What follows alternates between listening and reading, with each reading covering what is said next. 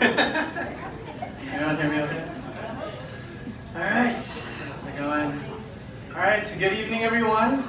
Thank you for that wonderful introduction. I just want to say thank you for inviting me to speak on this wonderful day of gathering and celebration. First and foremost, I just want to say congratulations to the class of 2018. Clap it up for yourself, please. Thank you for taking the time off your busy schedules. I know you have Fortnite to play at home, and I don't want to, and some sleep to catch up. So I don't want to, I try to make this short and sweet as possible. But seriously, you all should be very, very proud of yourselves. High school isn't easy. Juma isn't easy. For those who don't know, I was a participant in the program as well while I was in high school. And just like all of you, it was a long time ago. I'm not going to tell you what year though, but just so you know, MySpace was popular back then. So you do the math. Okay? All right? So, so you do the math. So while I was in high school, Juma was a huge part of my life. I can honestly say it was like a second home to me. I recall the days when my school counselor first introduced me to Juma in my sophomore year of high school. I kind of remember it like it was yesterday. I remember just walking down the hallways with my Mark Echo jumpsuit and my, what was I wearing? I was wearing like my K-Swiss white shoes or whatever. And then my school counselor comes out and she's like, "Randy, come here." And I'm like, "What's up?" And she's like, "You need a job?" I was like, "Yeah." And she's like, and then she was like, "You like baseball?" I was like, "Yeah." And then the last question was like, "Do you like ice cream?" I was like, "Hell yeah!" And then all of a sudden, history, that was kind of like my introduction to Juma. But yeah, so just going back, let me get my notes here. So when I first joined Juma, I didn't know what to expect. It was more than just baseball, ice cream, and a job. Juma was about the people. I recall coming to the office with such joy and excitement every time I walked in those doors, playing pool or lying down on the beanbags. Juma was my safe place. Sorry, I'm not gonna cry, I promise.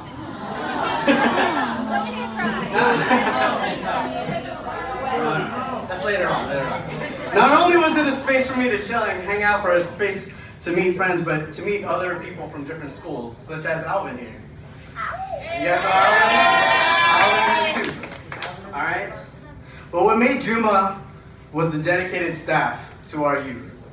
Not only was it just a program team, but the assets team, the enterprise team, as well as the leadership team became involved. Each of them made their own sacrifices to make sure that the youth were taken care of.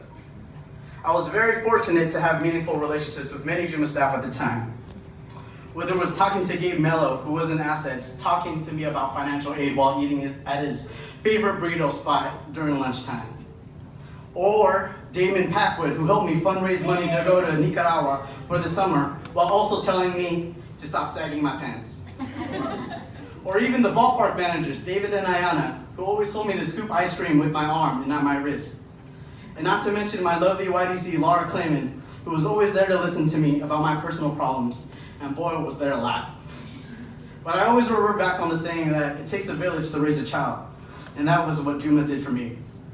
I was their child, and Juma was my village. What Juma did for me, I wanted to do the same for when I became a YDC. Okay. Students have always asked me why I want to become a YDC and do direct service. And so to be honest, it all came when I was in preschool. I always tell the story of my grandpa when I was young and how he used to take me to preschool every time because my mom and dad were busy working all day. And I remember as a kid, I was always nervous all the time. And every time I was nervous, I had to use the restroom. Like I just used the restroom right before this, so it's like, I'm okay now. So I remember there was a day that we had a field trip. And I remember I was like, man, I'm nervous. I need to use the restroom. I don't know, I guess field trips made me nervous. I just needed to go to the restroom. And then I went to my grandpa, who I called Lolo at the time. I was like, Lolo, I need to use the restroom. And then he was like, you just used it 5 minutes ago, what's wrong? And I was like, fine. I was like, please, well, I just need to go. And then literally, I'm in the bathroom. Nothing came out. I was just sitting there for 10 minutes, just, you know, the bathroom was like my safe place, you know? I just had to like meditate in there. And then all of a sudden, 10 minutes later, when we come out, the doors are locked. So it was just me and my grandpa literally stuck there for 2 hours. So he easily could have been mad at me the whole time, but I remember him, I was crying, and he told me, Randy, it's okay. And then I remember just the whole 2 hours, all he did was sit down with me and read books to me. And I remember Thomas the Train was there. And his thick Filipino accent, all he could say, I think I can. You know, just that. So that memory will forever be stuck in my head. And just because of that, just thinking about my grandpa, like, he has such compassion and such empathy for me. I wanted to do the same for my students and for you guys. Sorry. So looking back at it, it sparked the confidence that I needed and never gave up on me when I was such a needy kid. My grandpa taught me values, that education wasn't just about a Pythagorean theorem or the process of photosynthesis, but the education of having empathy, compassion, and inclusion, teaching me that relationships are important, people are important, love is important. But enough about me. This is about all of you, the class of 2018. I know once you go off to college, you're going to do your own thing, meeting new people, having new experiences. But just remember to always be kind, be caring, and fearless. I'm truly honored to have been your YDC for the past 2 years. But to be honest, I almost gave up. There were times when it was hard, but it was the little things that kept me going. Whether it was watching Rush Hour with Wei Ping in the student lounge, or talking to Vicky about which Jordans are going to be releasing next month, or hanging out with Luxury and the Blob Boys who will be performing later today, making beats. But for the longest time, I thought I was the one helping you. But in the end, you were the ones helping me. I just hope that as your YDC and as your friend, you have the confidence in yourself to achieve your goals like what my YDC did for me. Before she met me, I was just an insecure, short, chunky Filipino kid from SF. But now, I'm a confident, short, chunky kid, Filipino kid from SF.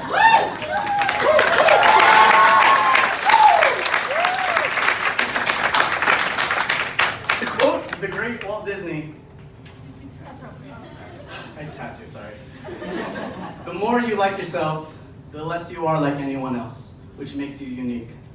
And always remember, always have faith and trust in yourself, to just keep swimming when times get hard, and always believe in yourself to infinity and beyond. Thank you so much.